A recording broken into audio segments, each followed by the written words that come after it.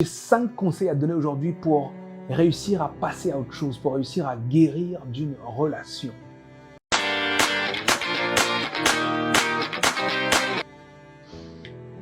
Alors, si ça t'intéresse de reprendre le contrôle de ta vie, de te sentir de nouveau heureux ou heureuse, d'avoir de nouveau la joie de vivre, si ça t'intéresse de vivre sans avoir constamment ce « Ah !», j'ai 5 conseils pour toi.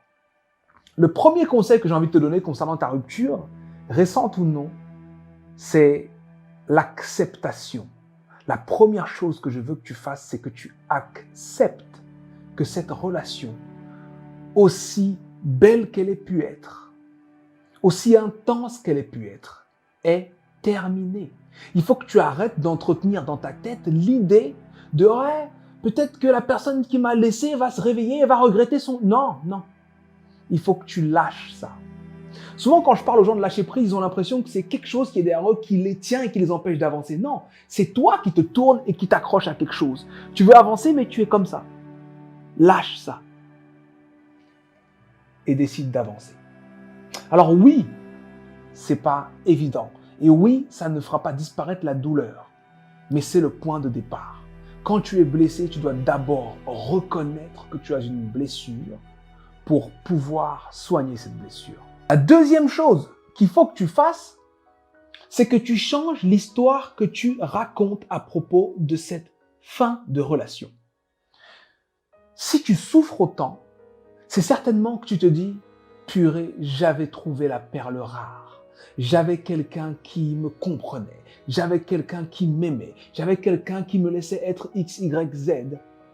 J'avais trouvé un diamant et j'ai perdu ce diamant. » Change cette histoire et raconte l'autre version, la version que moi je préfère.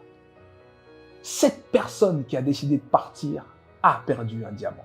Parce que tu es une personne qui est incroyable. Tu es une personne qui est sensible, qui mérite d'être aimée, accompagnée, qui mérite d'être soutenue. Tu es une personne qui vaut la peine. Tu en vaux la peine. Tu es un diamant. C'est pas toi qui as perdu quelque chose, c'est l'autre qui a perdu quelque chose. Et il faut que tu sois capable de te raconter ça. Alors, je sais que c'est pas évident comme ça de me croire sur parole, mais si tu me suis depuis longtemps, tu sais que je vais t'aider à le faire et j'ai créé du contenu pour t'aider à le faire. De façon à ce que quand je sorte des vidéos sur le self-love, tu puisses te dire « Ok, il me donne une nouvelle vision de moi. Il faut que tu aies la bonne vision de toi et que tu comprennes que tu es une personne spéciale et que si cette personne est partie, c'est elle qui a perdu. » Mon troisième conseil, c'est débarrasse-toi de tout ce qui te rappelle cette personne. Alors, ça semble radical, mais en fait, on n'a rien sans rien. Les gens qui essayent de rester en connexion, en contact avec les ex, voir ce qui se passe sur les réseaux, stalker, machin, tu ne fais que remuer le couteau dans la plaie. C'est bien de reconnaître qu'on a une blessure, mais c'est bien aussi de laisser le temps à la blessure de guérir. Et ce temps, c'est un temps loin de l'objet de la blessure. Éloigne-toi de ce couteau qui t'a blessé. Éloigne-toi de l'origine de la blessure. Donc, les objets, les cadeaux, les parfums, les comptes, les photos que tu as dans ton téléphone. Si tu veux, stocke-les dans une clé USB et confie ça à un ami à toi ou une amie à toi ou à un membre de ta famille et dis à cette personne, ne me donne pas cette clé tant que tu n'estimes pas que je sois complètement guéri.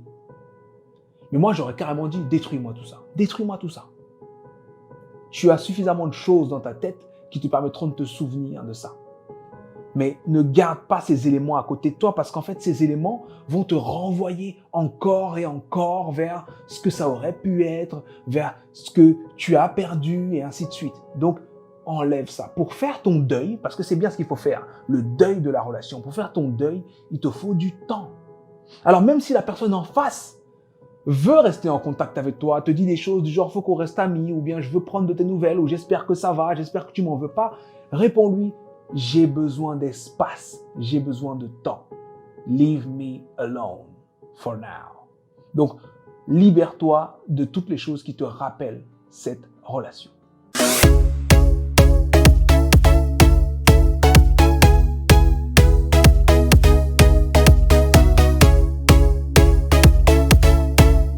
Mon quatrième conseil, c'est justement lié à ce temps que tu vas libérer. Parce que quand on est en couple avec une personne, cette personne nous prend du temps quand même. On t'appelle, on dit tu peux venir au resto, tu dis non, je dois voir mon copain ou ma copine. Tu peux venir à la réunion de famille, non, j'ai un truc là-bas avec machin, là. Tu peux venir, non, je peux. Donc en réalité, tous ces bouts d'emploi du temps qui étaient dédiés à cette personne sont dorénavant des instants libres. Et je veux que tu passes ces instants à prendre soin de toi, à te mettre au cœur des choses, à comprendre qui tu es vraiment, à t'aligner avec toi-même, à travailler à ton propre bien-être. Médite si tu peux méditer, lis si tu peux lire, voyage si tu peux voyager, fais du shopping, va chez l'esthéticienne, va chez le coiffeur, fais-toi plaisir, va courir, va marcher. Il y avait des tonnes de choses que tu n'avais pas forcément le temps de faire parce que tu avais cette relation dans laquelle tu étais impliqué et qui te prenait du temps, de l'énergie, de l'argent et tout ça. Toutes ces ressources que tu mettais dans la relation sont maintenant disponibles pour toi. Et je veux que tu les utilises pour toi, pour justement faire un son de cloche avec ce que je t'ai dit dans le deuxième conseil. À savoir, tu es le diamant que l'autre a perdu. Si tu ne t'en rends pas encore compte, ce temps que tu vas passer pour toi va te permettre de t'en rendre compte. Retourne voir des amis, retourne voir de la famille. Prends du temps avec les gens que tu aimes et que tu sais que tu as toujours. Parce que tu as des gens qui t'aiment et qui sont là pour toi. N'aie pas peur de parler de ta douleur. N'aie pas peur de dire « j'ai juste besoin qu'on m'écoute ». La psychologie dit carrément que quand on parle, c'est-à-dire quand on verbalise, qu'on met des mots sur une douleur, on diminue l'intensité de cette douleur. Alors prends ce temps.